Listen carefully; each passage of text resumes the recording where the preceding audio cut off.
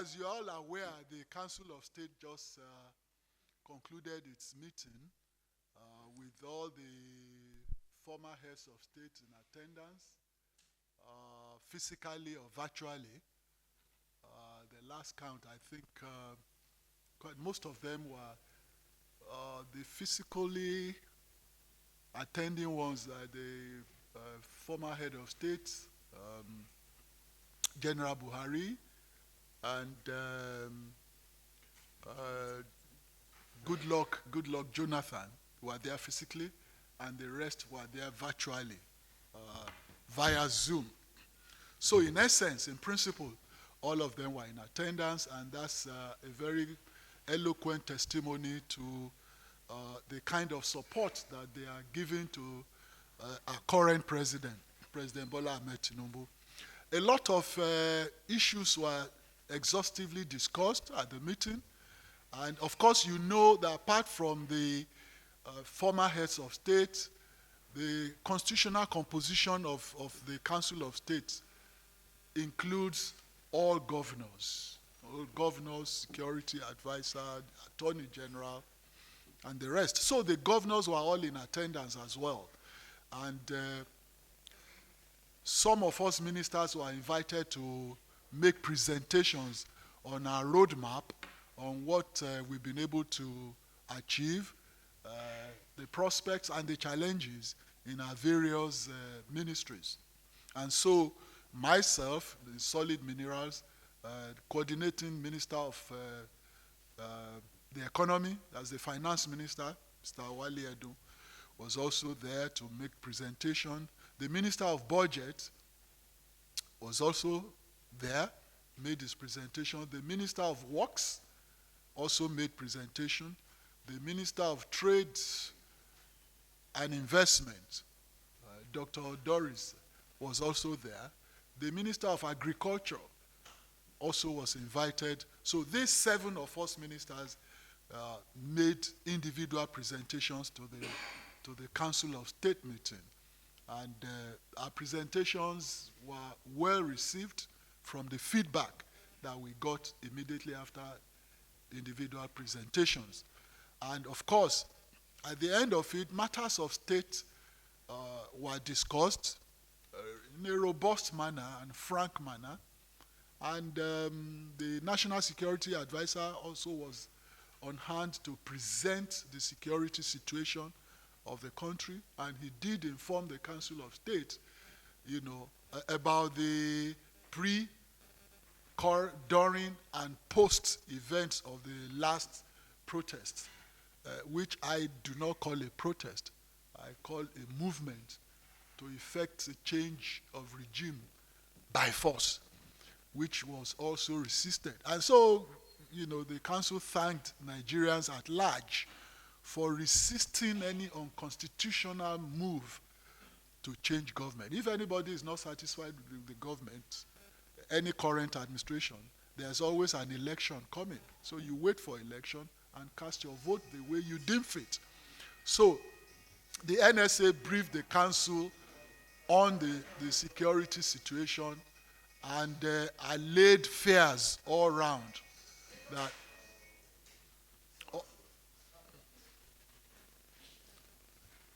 in my books that should be $1,000 fine. Huh?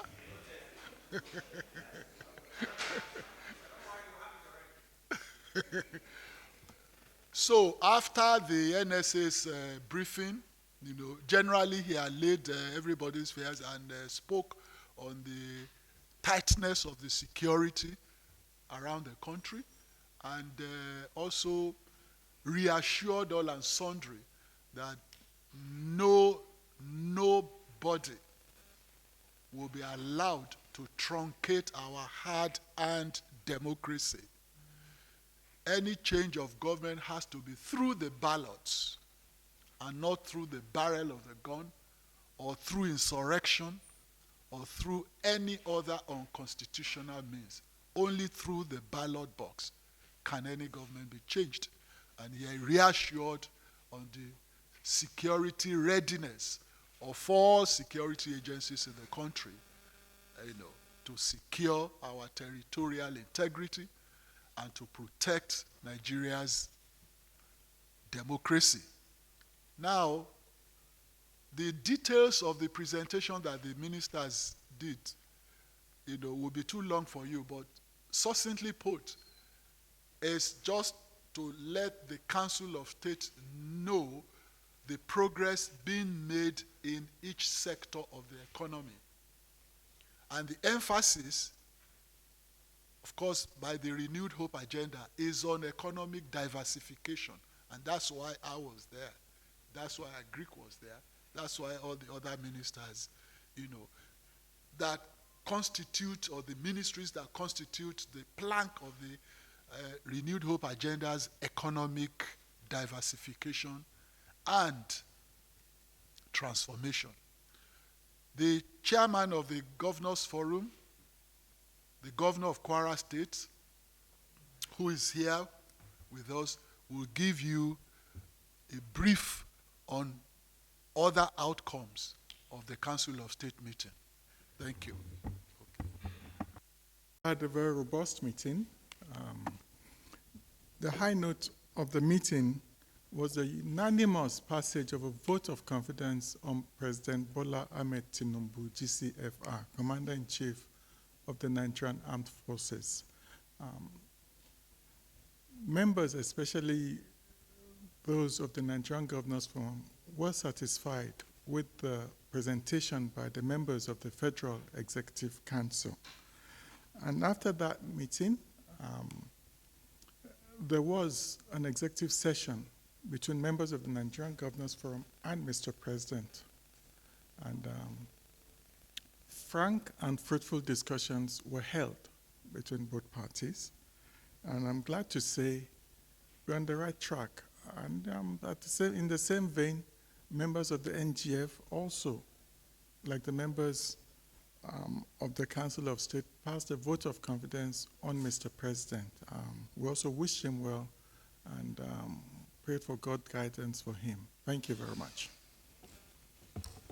Council of State, and in particular, the former presidents who turned out in large number to participate, and we had the opportunity to, in my case, update them on the economy, update them on how far progress had been made in terms of the macroeconomic policies being followed under the leadership of President Bola Ahmed Tinubu. And these policies are anchored in his 8 priority areas. And the results to date have been very encouraging. We looked at the data, or we reported on the evidence and the data of this half year for which data was available compared to the first quarter and the second quarter of 2023. And in broad terms, the economy is growing. The balance of payments, in particular, the trade balance and the current account balance, are in surplus. The exchange rate is stabilizing. And inflation, though high, uncomfortably high for the liking of Mr. President and his team, it is slowing and it is set to fall. But in particular, there has been support for the economy from investors, foreign investors by way of portfolio investors, domestic investors who are participating in important private-public partnerships, particularly in the infrastructure sector. And foreign direct investment is beginning to recover, I would say. So on that basis, we looked at we reported on, in particular, the opportunities for the economy once stabilized for investment and growth.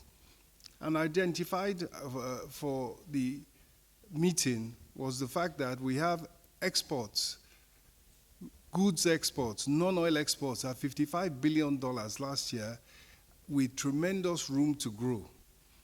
And in particular, we identified that the service sector, that is software services, computer services, accounting services, personnel services, which can be provided by young Nigerians staying in Nigeria and providing services through the internet and through telephones. Outsourcing, in a word, was a big area we emphasized. So in a nutshell, we reported that there was good progress being made, that the effort was going to continue to ensure that the interventions and measures to ameliorate the high cost of living for individuals, for the agricultural sector, for industry, for small-scale businesses, were going to continue to be implemented with all efforts needed for success.